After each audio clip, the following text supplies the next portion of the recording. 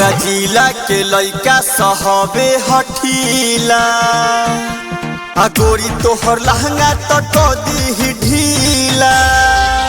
हमरा जिला के लइका सहबे हठीला गोरी तोहर लहंगा तो कदी ढीला।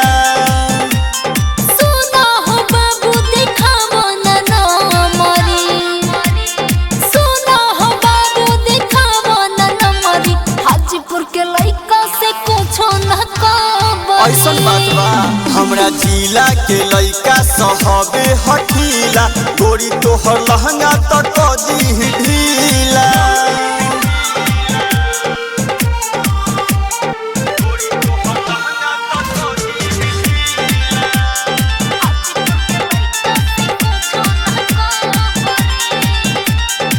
ए फूल झरी हटन दूरी खरा भइल बारे हमर छुरछुरी।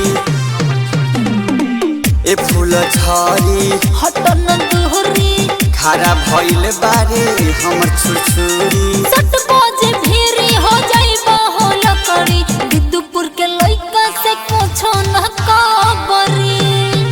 हमरा जिला के लइका सहबे हठीला आ गोरी तोहर लहंगा तो कदी ढीला।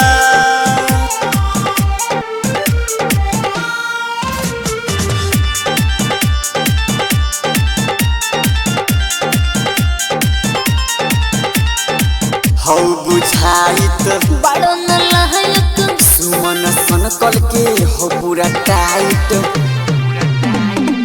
हौ बुझाइत बड़ो न लहयक सुमन सनकल के हो पूरा टाइट। पातर कमरिया के बुझ जानी ककरी वैशाली के लइका से कुछो न कबरी। हमरा जिला के लइका सहबे हठीला गोरी तोहर लहंगा तो कदी ढीला। Recording studio Hajipur.